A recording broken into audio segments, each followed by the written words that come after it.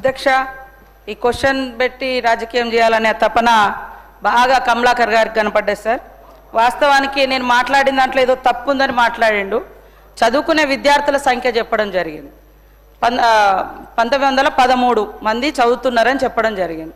మరి అందులో ఏం తప్పు ఉందో నాకు అర్థం కాలే. ఒకసారి మీ దృష్టికి తీసుకురావాలని కోరుతా ఉన్నాం అధ్యక్ష. మేము ఈ సంవత్సరం క్లియర్ చేసినాయి 7, 12 తర్వాత ఎంపిక చేయబడ్డాయి. ఇది ఈ గవర్నమెంట్ వచ్చినాక ఎంపిక చేయబడ్డాయి. ఎస్సీ కింద 210 మంది సార్. దరఖాస్తులు 676 వచ్చినాయి సార్. దాంట్లో 210 మందిని సెలెక్ట్ చేయడం జరిగింది. బీసీ సంక్షేమ శాఖకు 300 మంది విద్యార్థులను సెలెక్ట్ చేయడం జరిగింది. మైనార్టీ శాఖ ద్వారా 500 మంది విద్యార్థులను మరి సెలెక్ట్ చేయడం జరిగింది అధ్యక్ష. అదేవిధంగా ఎస్టీ శాఖ ద్వారా 100 మంది విద్యార్థులను సెలెక్ట్ చేయడం జరిగింది అధ్యక్ష. ఆయా వచ్చినటువంటి దరఖాస్తుల ఆధారంగా దాదాపుగా 64 అంటే 1110 మంది సెలెక్ట్ చేయడం జరిగింది అధ్యక్ష మొత్తం. అదేవిధంగా ఫీజుకు సంబంధించి ఫీజులు మరి ఏదైతే ఉందో ఉన్నటువంటి 25 కోట్లు గతమి, మళ్ళీ తర్వాత 142 కోట్లు అన్నీ కలిపి 167 కోట్ల రూపాయలు పూర్తిగా చెల్లించడం అయింది. మరి వీళ్ళు ఎక్కడ ఏ అప్డేట్లు ఉన్నారో నాకు తెలియదు అధ్యక్ష. అదేవిధంగా పోస్ట్ మెట్రిక్ స్కాలర్షిప్స్ కూడా మరి ఏదైతే 23 వరకు కాంగ్రెస్ ప్రభుత్వం వచ్చే నాటికి రాష్ట్రంలో 4332 కోట్లు బకాయి ఉంటే మరి ఆ బకాయిలను తర్వాత బకాయిలు కూడా ఈ 1108 మాత్రమే ఉన్నాయి అధ్యక్ష. వాటిని కూడా క్లియర్ చేయడానికి మరి మా ఆర్థిక శాఖ మంత్రి క్లియర్గా చెప్పడం జరిగింది అధ్యక్ష. ఈ 2-3 రోజుల వాటిని కూడా క్లియర్ చేస్తారు అధ్యక్ష. నాకు అనిపిస్తుంది మరి ఎక్కడ మేము ఏ సంఖ్య తప్పు చెప్పినాం, ఎందుకు అంత ఏదో ఆగమైపోతుంది. అసలు గతంలో విదేశాలకు ఏ ఎస్టీ ఏ ఎస్సీ ఏ బీసీ పోలేదన్నట్టుగా. ఓకే, ఇదొక అవకాశం చదువుకోవడానికి, దాన్ని మేము కంటిన్యూ చేస్తున్నాం. ఎత్తేస్తే మీరు నెత్తినోరు కొట్టుకోవాలి, కానీ మేము ఎత్తేయలే కదా ఆ పథకాన్ని. చూసుకోండి మీరు మీరు వెబ్సైట్లో చూసుకోండి, మీరు వెబ్సైట్లలో చూసుకోలేదు. మరి కమలాకర్ లాగానో ఇంకో పెద్దల లెక్క మేము ప్రైవేట్ స్కూళ్ళ నుంచి వచ్చిన కాదు సార్. మాకు సూటిగా గవర్నమెంట్ స్కూళ్ళలో చదివినాం, గవర్నమెంట్ హాస్టల్స్లో వచ్చినాం. సుత్తి లేకుండా సూటిగా మాట్లాడతాం. తప్పైతే తప్పని ఒప్పుకుంటాం, ఒప్పైతే ఒప్పని మొప్పుకుంటాం. కానీ ఆయన లెక్క మరి తప్పు మాట్లాడుతుంది ఏం తప్పు మాట్లాడినా నేను చెప్పండి అధ్యక్ష. ఇంతమంది చదువుతున్నారు, ఇన్ని వాయిదాలుగా చెల్లిస్తున్నాము. ఇప్పటికే 167 కోట్లు చెల్లించడం జరిగింది. ఇంకా 25 కోట్లు డ్యూ ఉంది, అది కూడా తొందరలోనే చేస్తాం.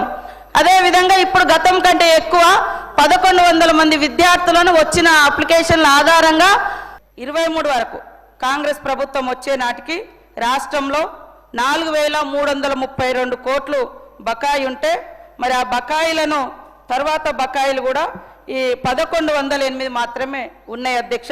వాటిని కూడా క్లియర్ చేయడానికి మరి మా ఆర్థిక శాఖ మంత్రి క్లియర్గా చెప్పడం జరిగింది అధ్యక్ష. ఈ 2-3 రోజుల వాటిని కూడా క్లియర్ చేస్తారు అధ్యక్ష. నాకు అనిపిస్తుంది మరి ఎక్కడ మేము ఏ సంఖ్య తప్పు చెప్పినాం, ఎందుకు అంత ఏదో ఆగమైపోతుంది. అసలు గతంలో విదేశాలకు ఏ ఎస్టీ ఏ ఎస్సీ ఏ బీసీ పోలేదన్నట్టుగా. ఓకే, ఇదొక అవకాశం చదువుకోవడానికి, దాన్ని మేము కంటిన్యూ చేస్తున్నాం. ఎత్తేస్తే మీరు నెత్తినోరు కొట్టుకోవాలి, కానీ మేము ఎత్తేయలే కదా ఆ పథకాన్ని. చూసుకోండి మీరు మీరు వెబ్సైట్లో చూసుకోలేదు. మరి కమలాకర్ లాగానో ఇంకో పెద్దల లెక్క మేము ప్రైవేట్ స్కూళ్ళ నుంచి వచ్చిన కాదు సార్. మాకు సూటిగా గవర్నమెంట్ స్కూళ్ళలో చదివినాం, గవర్నమెంట్ హాస్టల్స్లో వచ్చినాం. సుత్తి లేకుండా సూటిగా మాట్లాడతాం. తప్పైతే తప్పని ఒప్పుకుంటాం, ఒప్పైతే ఒప్పని మొప్పుకుంటాం. కానీ ఆయన లెక్క మరి తప్పు మాట్లాడుతుంది ఏం తప్పు మాట్లాడినా నేను చెప్పండి అధ్యక్ష. ఇంతమంది చదువుతున్నారు, ఇన్ని వాయిదాలుగా చెల్లిస్తున్నాము. ఇప్పటికే 167 కోట్లు చెల్లించడం జరిగింది. ఇంకా 25 కోట్లు డ్యూ ఉంది, అది కూడా తొందరలోనే చేస్తాం. అదేవిధంగా ఇప్పుడు గతం కంటే ఎక్కువ 1100 మంది విద్యార్థులను వచ్చిన అప్లికేషన్ల ఆధారంగా మరి సెలెక్ట్ చేయడం జరిగింది. వెబ్సైట్లో ఉన్నది, మీరు కూడా చూసుకోండి. మా అనిల్ జాదవ్ గారు మాట్లాడిన హాస్టల్లో అయింది అని. ఎస్ హాస్టల్లో ఏదన్నా అయితే ఖచ్చితంగా మీరు అక్కడ ఎమ్మెల్యేనే, నేను అక్కడ ఇన్ఛార్జి ఉన్నా, వాళ్ళకి ఏదన్నా అయితే కావద్దనే కదా మనం అందరం మొత్తుకునేది. ఎవరైనా ఇప్పటికి కూడా ఈ వేదిక ద్వారా కావాలని కానీ నెగ్లిజెన్స్ ద్వారా కానీ పిల్లలకు హాని చేస్తే ఖచ్చితంగా కఠినమైనటువంటి చర్యలు తీసుకోబడుతుందని ఆయా వార్డెన్లకు, ఉద్యోగులకు, అక్కడ బాధ్యత తీసుకున్నటువంటి ప్రిన్సిపల్స్కి అందరికి కూడా హెచ్చరిక చేస్తూ ఉన్నాము. కాబట్టి విద్యార్థులకు ఓవర్సీస్ అంబేద్కర్ ఓవర్సీస్ స్కాలర్షిప్ ఏదైతే ఉందో తొందరగా ఈ సెలక్షన్ అయింది, ఇప్పుడు తొందరలోనే వాళ్ళందరికీ కూడా ఈ యొక్క ఫలాలు అందుతాయి. 167 కోట్లు రిలీజ్ చేసినాం, పెండింగ్ లేదు. మీ ప్రభుత్వాలలోనే పెండింగ్ పెట్టిపోయారు అన్నీ, కానీ మేము క్లియర్ చేసుకుంటూ వస్తున్నాం. ఇది ముచ్చట.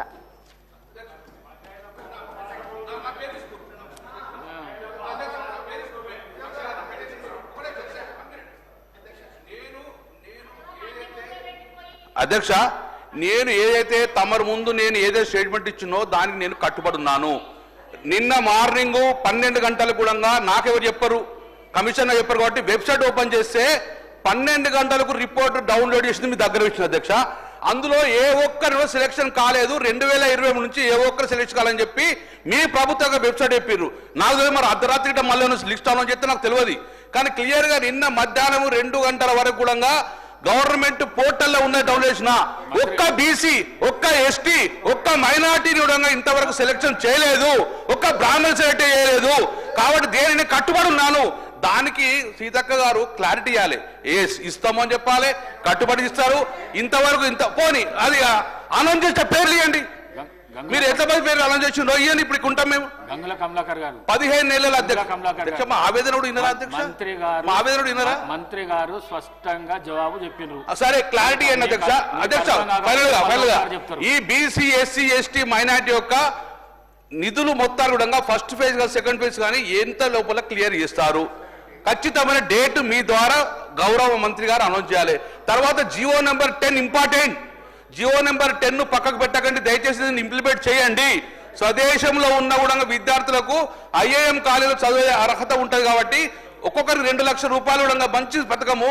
దీని కూడా ఎంత లోపల మీరు పథకాన్ని ఇంప్లిమెంట్ చేస్తారో గౌరవ మంత్రి గారు ఇంపార్టెంట్ ఇష్యూ కాబట్టి, బడుగు బలహీన వర్గాలు చెందిన ఐటమ్ కాబట్టి, క్వశ్చన్ కాబట్టి గౌరవ మంత్రి గారు డైరెక్షన్ ఇవ్వాలని చెప్పి గౌరవ మంత్రి చెప్పాలని చెప్పి నేను కోరుతున్నాను అధ్యక్ష. గౌరవ మంత్రి క్లియర్ చేసిన లిస్టు కూడా ఇస్తా ఆయనకు. ఎంతమంది పాత పెండింగ్ క్లియర్ అయినాయో విత్ నేమ్స్ ఇస్తాం సార్. అది కూడా మీకు ఎస్సీ, ఎస్టీ, బీసీలు ఎవరెవరు కావాలో మొత్తం డీటెయిల్స్ ఇవ్వడం జరుగుతుంది. ఆల్రెడీ శాంక్షన్ చేసినాక, శాంక్షన్ కాకుంటే వాళ్ళ లిస్ట్ అవుట్ కాకుంటే కాలేదని చెప్తా. లిస్ట్ అవుట్ అయింది కాబట్టి మీ చేతికి ఇవ్వడం జరుగుతుంది. గతంలో లిస్ట్ అవుట్ కాలేదు, నేనే ఆ రోజు ఈ సీఎం గారు చూస్తున్నారు ఎడ్యుకేషన్, నేనే ఆ రోజు ఆన్సర్ ఇచ్చిన. ఈ రోజు కూడా నేనే, ఆ రోజు ఇంకా కాలేదు చేస్తామని చెప్పిన, ఈ రోజు అయింది ఇస్తామని చెప్తున్నా. 167 కోట్ల రూపాయలు పాత బకాయిలు ఇచ్చినాం, ఇంకా 25 కోట్లు పెండింగ్ ఉంది. అది కూడా తొందరలోనే క్లియర్ చేస్తాం. క్లియర్ అయిన లిస్ట్ కూడా పంపిస్తాయి సార్. జియో 10 కూడా తప్పకుండా నేను మా విద్యాశాఖ మంత్రి గారు, సీఎం గారే ఇప్పుడు చూస్తూ ఉన్నారు కాబట్టి వారి దృష్టికి తీసుకెళ్లి తొందరలోనే మీకు ఆన్సర్ చేయడం జరుగుతుంది అధ్యక్ష.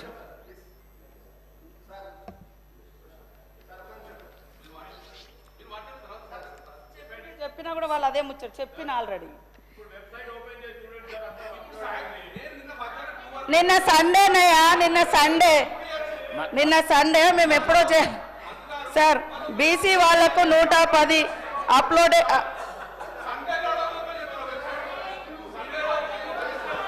అయినాయి సార్, అప్లోడ్ అయినాయి ఆల్రెడీ. నేను చెప్పిన సంఖ్య ప్రకారం ఇప్పటి వరకు బీసీ సంక్షేమ శాఖలో 310 మందికి చేయడం జరిగింది. గతం కంటే ఎక్కువ డబుల్గా సీఎం గారు అన్ని ఎస్సీ, ఎస్టీ, బీసీ, మైనార్టీలది వాళ్ళ అప్లికేషన్స్ ఆధారంగా, వాళ్ళ రిజర్వేషన్స్ ఆధారంగా అన్నీ కూడా తీసుకున్నారు. పేర్లు పెట్టేస్తాం సార్, అంత ఆతృత పడాల్సిన అవసరం లేదు. అరే సమస్య ఎక్కడన్నా ఉంటే కావాలని కాకుంటే బాగుండు అనేది వాళ్ళ బాధ సార్. మేము చేస్తూ ఉంటే కాకుంటే మేము చెప్పుకోవచ్చు, రాజకీయం చేసుకో. అరే కావాలి ఎడ్యుకేషన్ కాడ రాజకీయం వద్దని నేను మస్తు సార్లు చెప్తా ఉన్నా సార్. మీరే చెప్తున్నారన్నా. ఆయన అయితే బీటెక్ కాలేజీలో, రామ్టెక్ కాలేజీలో చదువుకుని ఆయనకు నాలెడ్జ్ ఉంది. నేను ఎస్టీ గర్ల్స్ హాస్టల్ ఎండాకాలం వానకాలం చదువు లెక్క నాదైంది సార్. అయినా కూడా సమాజాన్ని చదివిన కాబట్టి కొంచెం సమాజ జ్ఞానం, పబ్లిక్ ఇచ్చిన జ్ఞానంతో ఈ స్థాయిలోకి వచ్చిన సార్ నేను.